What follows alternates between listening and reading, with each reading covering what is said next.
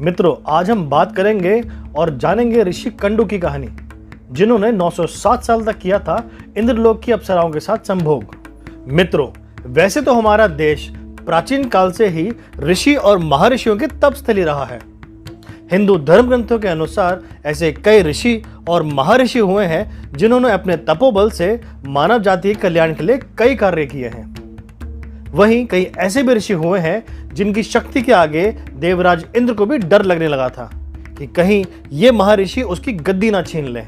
इसी कारण देवराज इंद्र को ऋषियों की तपस्या से भय लगने लगता। उनकी तपस्या भंग करने के उद्देश्य से वो स्वर्ग की अप्सराओं को पृथ्वीलोक पर भेज देते थे। ऋषि अप्सराओं के रूप और यौवन को देखकर मोहित हो जाते थे। इस वीडियो में हम एक ऐसे ऋषि की कथा बताने जा रहे हैं जिन्होंने करीब 1000 साल तक एक अप्सरा के साथ भोग विलास किया। तो आइए जानते हैं ऋषि कंडू के 907 सालों के संभोग का रहस्य। इस कथा के अनुसार प्राचीन काल में एक महान ऋषि कंडू हुए, जिनका आश्रम गोमती नदी के तट पर था। एक बार की बात है, ऋषि कंडू ने एक घोर तपस्या का आरंभ किया। वो तपस्या में इतना लीन हो गए कि उन्हें किसी भी चीज का आभास ही नहीं होता था। इस प्रकार ऋषि को तपस्या में लीन देखकर देवराज इंद्र हमेशा की तरह घबरा गए। उन्हें यह डर सताने लगा कि कहीं ऋषि कंडू उनका सिंहासन ही न छीन लें। इस डर के परिणाम स्वरूप देवराज इंद्र ने ऋषि कंडू की तपस्या को भंग करने का मन बनाया और इसीलिए परमलोचा नामक एक अप्सरा को पृथ्वीलोक पर भेजने का निश्चय किया। एक शाम नृत्य के बाद इंद्र ने परमलोचा को अपने पास बुलाया। फिर उसने अपनी सारी योजना परमलोचा को बताई।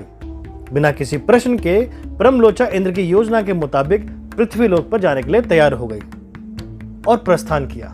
पृथ्वीलोक पर पहुंचते ही परमलोचा सीधे वहां पहुंची जहां ऋषि कंडू तपस्या कर रहे थे। फिर परमलोचा ने अपनी शरारतों से ऋषि कंडू का ध्यान तोड़ दिया। इसके बाद जैसे ही ऋषि की नजर परमलोचा पर पड़ी, ऋषि उसके रूप और सौंदर्य को देखकर मोहित हो गए और उसे अपने साथ लेकर मंदराचल पर्वत की गुफाओं में चले गए। उसके बाद ऋषि कंडू परमलोचा के सौंदर्य में इतना खो गए कि वे 100 सालों से अधिक उसके साथ भोग विलास करते रहे। 100 वर्षों के बाद एक दिन अप्सरा परमलोचा ने ऋषि कंडू से कहा, अब मैं स्वर्गलोक वापस जाना चाहती हूँ, कृपया मुझे खुशी खुशी विदा कीजिए।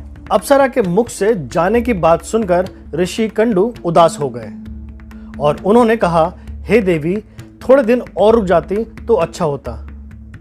ऋषि को इतना उदास देखकर अप्सरा पृथ्वीलोक पर रहने को तैयार हो गई। फिर ऋषि कंडू ने अगले 100 साल तक उसके साथ उसी गुफा में भोग विलास किया। फिर 100 सालों बाद एक दिन परमलोचा ने ऋषि कंडू से कहा, हे मुनि, मुझे पृथ्वीलोक पर आए अब बहुत समय हो गया है। अब आप मुझे जाने की आज्ञा दें।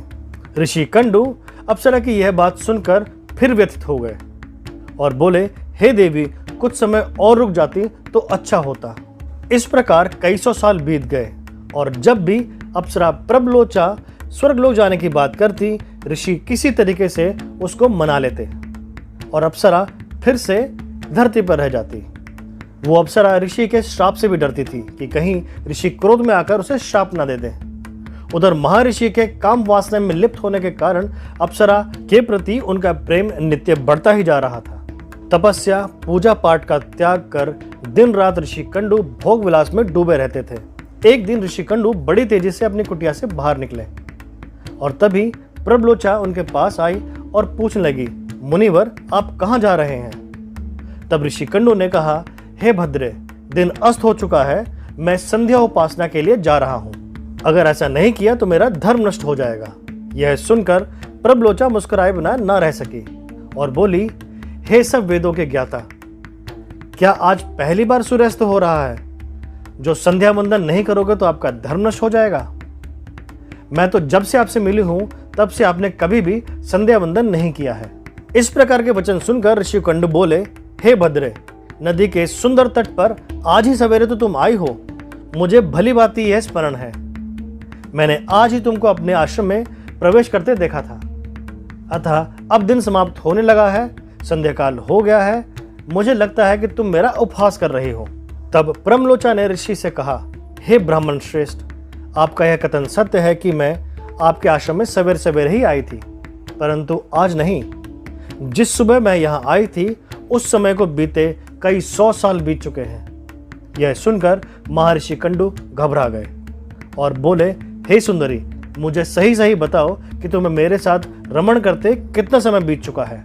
तब प्रमलोचा ने बताया कि मेरे साथ रमण करते हुए आपको 907 वर्ष 6 महीने और 3 दिन हो चुके हैं।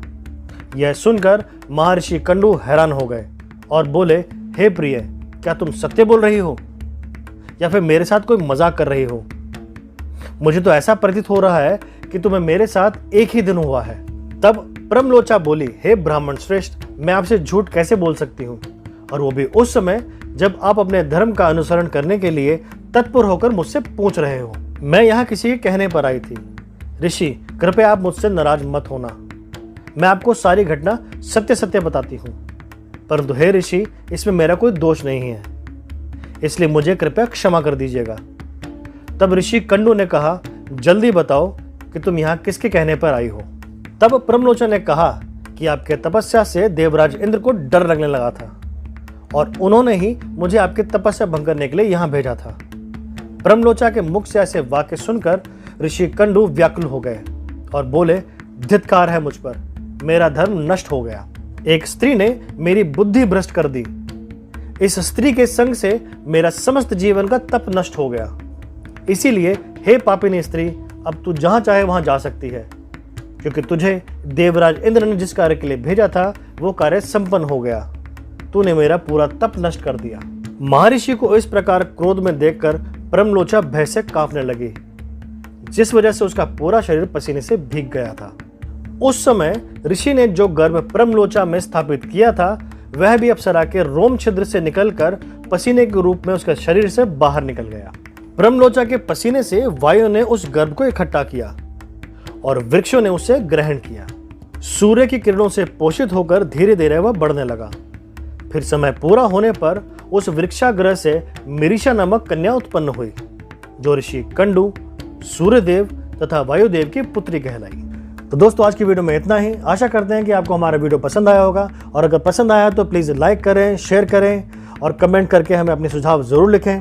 आप अगर नए हैं हमारे चैनल पर तो प्लीज़ सब्सक्राइब करें, नोटिफिकेशन ज़रूर दबाएं ताकि हमारी आने वाली वीडियोज़ की नोटिफिकेशन आपको टाइम पे मिलती रहे और वीडियोज़ आपसे मिस ना हो जाएं।